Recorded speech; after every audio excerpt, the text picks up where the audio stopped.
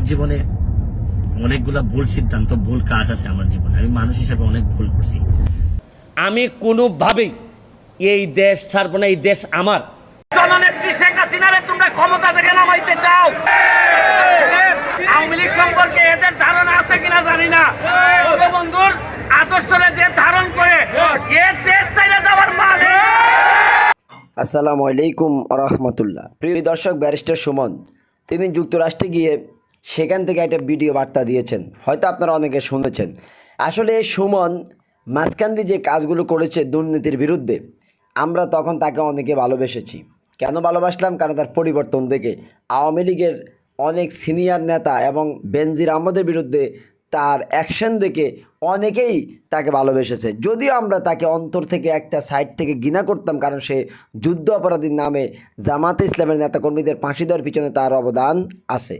এখন সে মোটামুটি একটা জনপ্রিয়তা অর্জন করছে এবং এই যে নির্বাচনটা গেল, এই নির্বাচনে সে ব্যাপক ভোটে মানুষ তাকে ভোট দিয়েছে, এটা সত্য। যদিও এই সুমন ছাড়া আর গোটা বাংলাদেশে সবগুলো একসাটিয়া হয়েছে তারা, কিন্তু সুমন ভোটের মাধ্যমে এসেছে, কারণ তার ব্যাপক জনপ্রিয়তা ছিল। কিন্তু সে কী করলো? যাওয়ার আগের দিন আওয়ামী লীগের পক্ষ নিয়ে একটা মারাত্মক বক্তব্য দিল গোটা জাতির বিরুদ্ধে। এই কারণে আওয়ামী লীগের পতন হবে সে বুঝে গেছে, সে পালিয়েছে।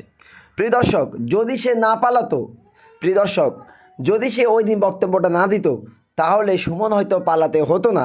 কারণ আমি বিশ্বাস করি জামাতে ইসলাম তাকে এমন কিছু করতো না, হয়তো ক্ষমা করে দিত। আওয়ামী লীগ করতো, আওয়ামী লীগও তাকে বহিষ্কার করেছে।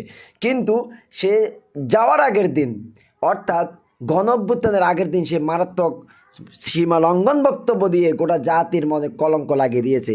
এই কারণে তাকে পালাতে হয়েছে। তো চলুন, এখন সে নিউ ইয়র্ক থেকে একটা বক্তব্য দিয়েছে 1 মিনিটের।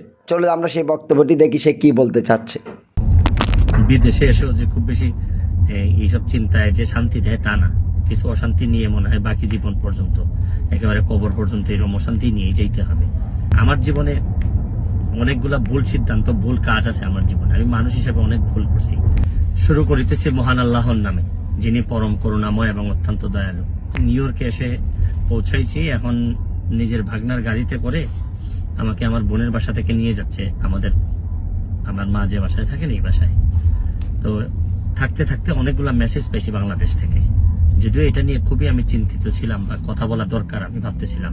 বিভিন্ন কথাবার্তা হয়, এটা আসলে আমি আপনাদের কাছে মানে আল্লাহর হস্তে চাই যে এটা বন্ধ করতে হবে। এটা যদি বন্ধ না করেন, মানে অনেক মানুষের অনেক নির্যাতন হয়, অনেক কষ্ট হয়। এইসব যন্ত্রণা আপনাদেরও, আমি প্রায়ই হয়তো এইভাবে যন্ত্রণা আপনাদেরকে দিতে হবে, আপনাদেরও নিতে হবে, আর আপনাদের যন্ত্রণাও আমি নিব। ভালো থাকবেন। প্রিয় দর্শক, যা বুঝলাম আসলে সে ভয় পেয়েছে, আর ভয় পাওয়ার কারণে এখন সে ভুল স্বীকার করতেছে। তো এখানে আমি বলবো যে যে যা অর্জন করে সে তার ফলভোগ করবে। সুমনের জীবনে সেটাই হলো।